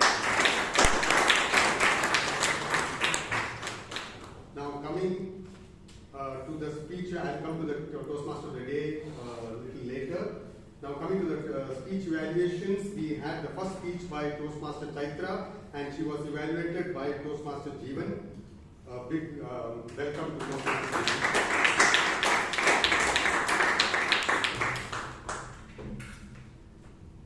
Hi monkeys, take my peanuts away. Even I'll give you water bottle and fruity. Today I heard about information called Zoonotic Diseases. Good evening, ladies and gentlemen, in particular Toastmaster Chaitra. I will divide my evaluations into two parts, where you went well, where you can improvise it. And number one, the way you articulated your thoughts in the beginning, which gave you a strong foundation to understand you're talking something about the past events which has already happened, and that gave me the clue about your title. You are a great communicator on this.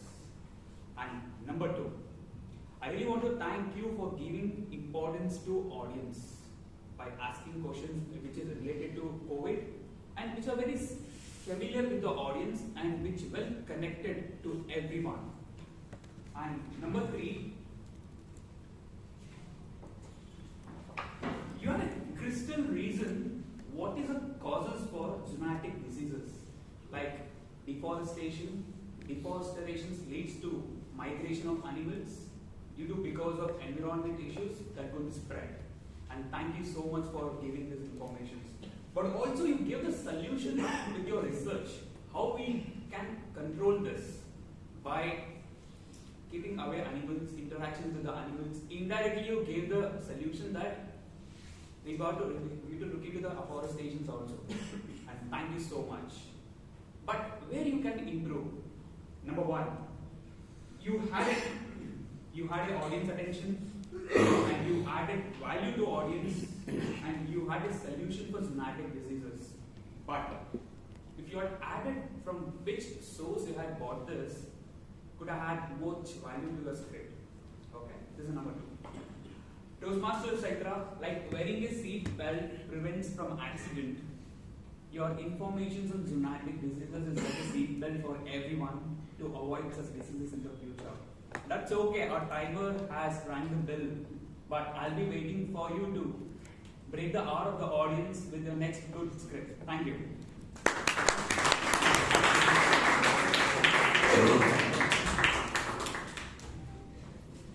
Thank you, Toastmaster Jeevan, for that wonderful evaluation. Now, something that you could have possibly added to your evaluation would have been, I think, one very important aspect of the speech was that she couldn't conclude it, which possibly had an impact on the entire speech. So there, what you could have suggested is, because when the red flag went up, she came out with another instance. So she could have immediately cut short and then concluded it. So that would have had a conclusion. So that is something that we could do. But let me tell that Toastmaster Jeevan had just joined a club a month back, possibly, and he's done a fabulous job in taking up this role of an evaluation and with great confidence and voice. Let's hear it for Toastmaster Jeevan.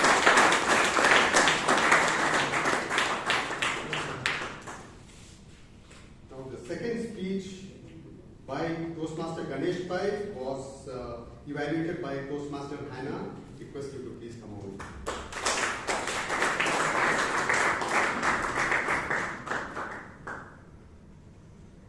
It was a pleasure listening to you, Toastmaster Ganesh, as always. Several points I loved about your speech. You started off with interacting with the audience. Yes, and I look forward to understanding what you're going to speak about. You presented the situation as to how we live in an unpredictable scenario, and you gave us the solution of how to thrive in this scenario. The 3 solutions what you gave: emotional agility, learning agility, and thinking agility. You defined it very well, and you supported it with examples. So that was great about your speech. And all through the speech, you peppered it with humor and statistics with the source. So we understood that there is credibility in what you said. My suggestions would be, first, there are 2 suggestions. One is on your pace. It was a bit too fast, at least for me.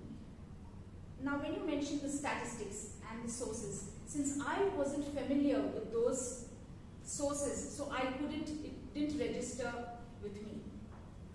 And the second is on your vocal variety. So when you mentioned, you gave an example about your wife, how she displayed emotional agility. So a little more dramatized version of that, though we did enjoy it, but a little more dramatics on that would have added more value.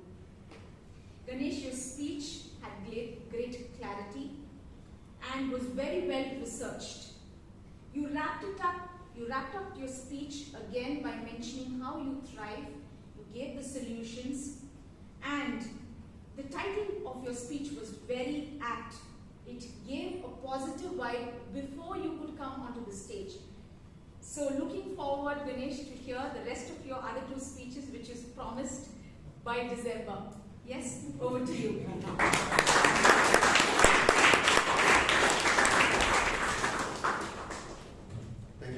Toastmaster Hannah.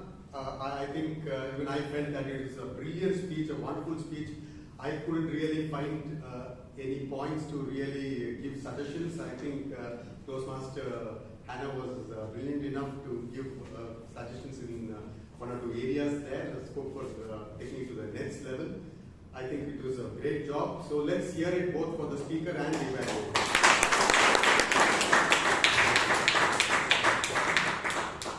Now the third speaker was Toastmaster Nagesh, and his evaluator was Toastmaster Vivek. Welcome.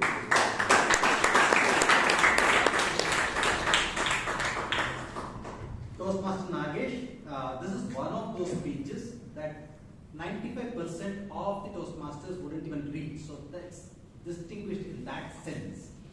The whole idea of the speech was to give a compelling plan, and you started it very well. And you started saying that how sleeping well is important in the gratitude point of view. That really grabbed my attention as an audience. Then the description of the objectives of the plan, the ultimate goal, the altruistic goals that created a desire in me knowing, oh wow, how will he execute? These goals look to be really noble in nature. That is phenomenal. Although the plan itself, the details of the plan itself was a bit terse, but I could make it out. Let us imagine if you had to deliver the speech, the general purpose of the speech seems to be inform the audience. Let's change it. If you were to change the tone to persuade the audience, how would you do it? I think you spent 2/3 of the speech duration talking about why somebody should give back something. That's a bit too long. I felt that you had grabbed the attention of the audience, but you had not converted into an interest. It was going on. And then B, avoid any tangential topics like, when was the 25th anniversary? Do you guys remember? But that's nothing to do with your speech, nothing to do with this plan. The moment you ask irrelevant questions, the mind of the audience goes elsewhere. Do not allow the mind of the audience to be there. It has to be on your plan, nothing else. Let me reiterate, the plan was sufficiently informative, giving a glimpse also into the next speech. But it could have been transformed into inspire the audience instead of just inform the audience. Then this speech would have been worth its weight in gold as much as the objectives are.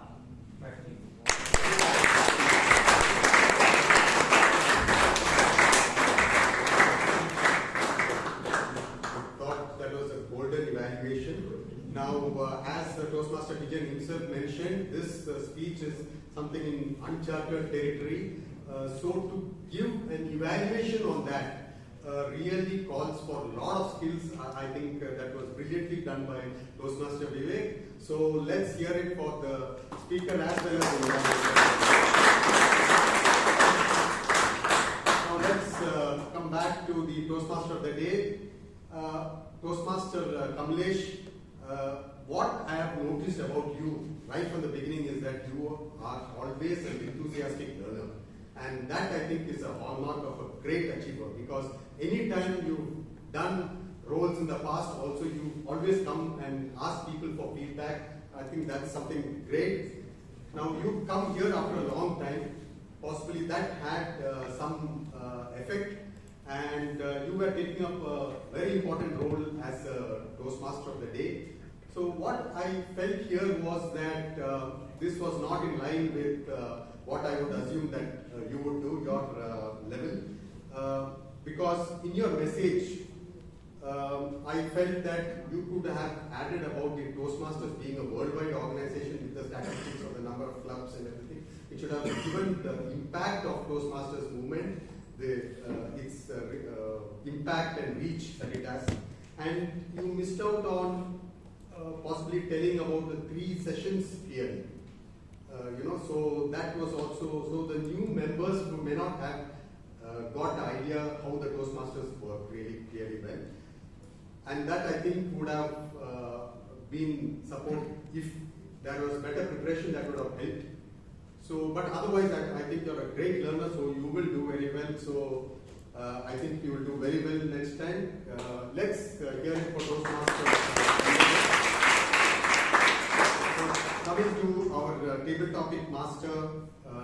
Toastmaster Aaron. Toastmaster Aaron? Oh, he's left. I think it was a model Toastmaster table topic session today. We had a wonderful table topic session last week and today also, so that seems to be going great guns.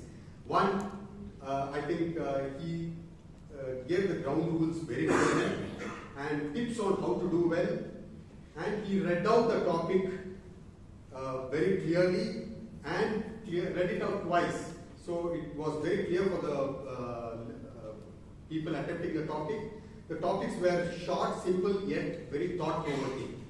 And the transitions, I think that was very well done. So all in all, I think it was a very brilliantly done table topics session. And what helped even more was that it was very calm and composed here. So that also actually added to this whole thing. So I think it was a brilliant table topic session. Let's hear it for table topic. Now I would ask for my tag team to give their report. First of all, the timer, Toastmaster Aditya.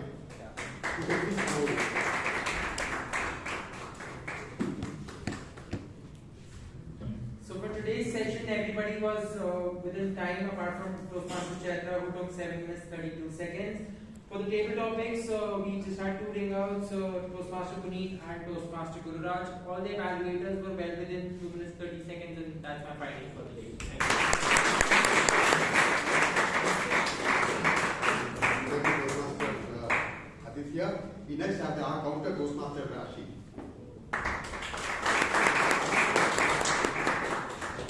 Good evening. Most of the speakers prevented themselves from using the crutch words or the repetitive words. And I feel today's meeting was all in all a very good meeting, and I hope all of you prevent yourselves from using these crutch words. Thank you. The grammarian is Toastmaster Sachin. Let's welcome Toastmaster Sachin.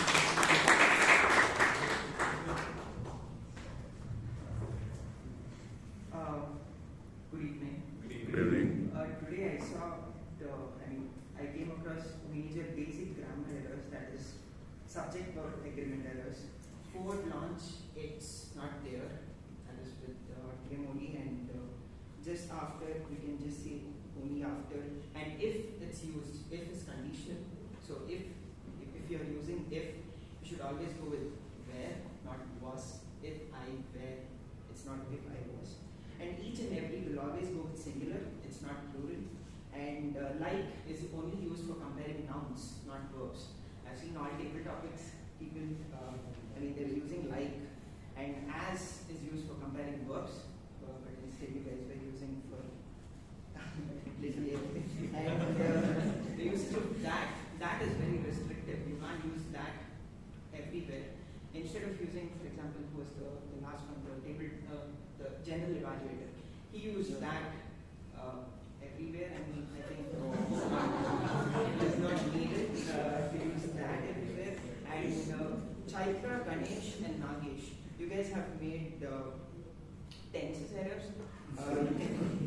You could have gone with simple tense, and you all have been going.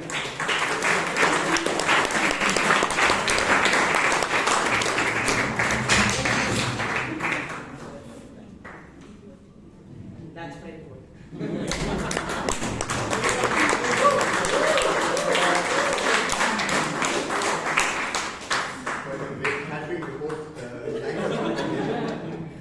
Now, I think the voting links are up for the evaluators and the roll takers. So please, the password is held. So while you're voting, let me just give a message. Dr. Sarvapalli Radhakrishna celebrated his birthday just a few days back. I mean, not celebrated, rather his birthday was observed. Now, he had said the worst sinner has a future, even as the greatest saint has had a past. No one is so good or bad as we imagine. So, taking from this quote, I would say that the worst speaker has a future, even as the greatest speaker has had a past. So no one is as so good or as bad as we imagine. Over to you.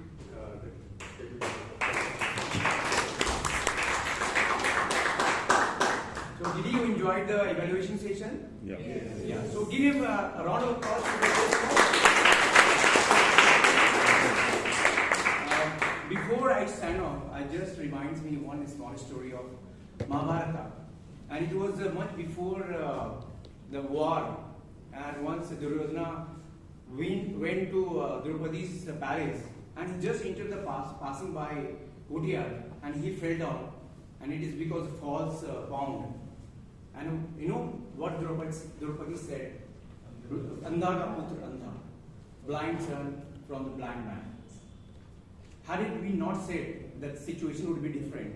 So my message is clear that not just use the seat belt in the car, but also on your mouth. That's important.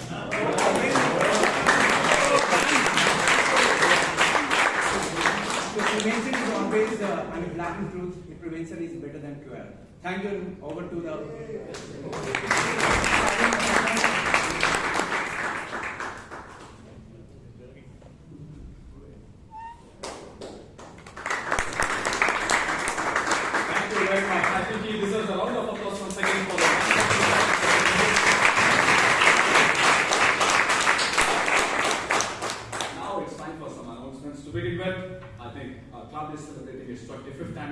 It's time for us to pay back. It's time for renewals. I'm pleased to renew the membership for upcoming term, and we hope to have the renewals coming by 12th of this month. Right now, it's time for awards.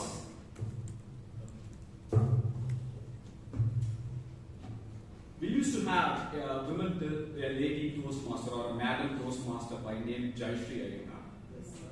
Yeah, she was called as the grammarian queen or a grammar queen of Bangalore Toastmasters Club. Now we found out a king today. So the king of Bangalore Toastmasters Club in the form of a grammarian, the best auxiliary role taker award goes to Toastmasters.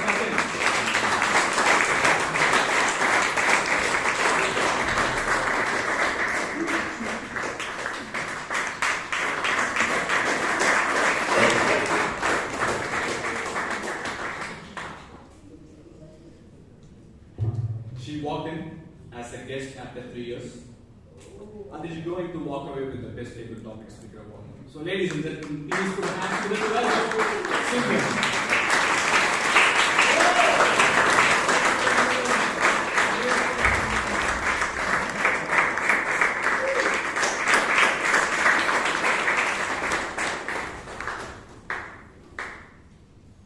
When he evaluates, the world listens. Right? So every time he comes on stage, be it as a general evaluator or as a speech evaluator, it's awesome, isn't it?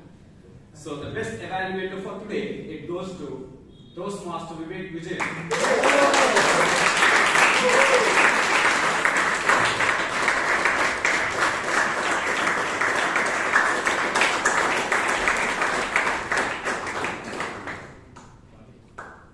He was at this sarcastic best today. Okay, during the speech, he spoke about TPI, he spoke about Socrates, and he spoke about everything, okay, which was relevant to the speech again. And this gentleman spoke about something which is quite serious, but he has laced it with a lot of humor, and he won the Best Speaker Award as well. So it's Ganesh Pai for the Best Speaker Award.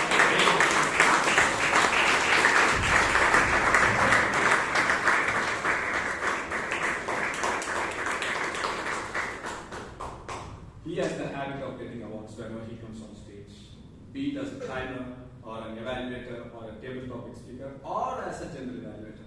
So today, the best role taker award goes to Toastmaster Toast Paul, the ever smiling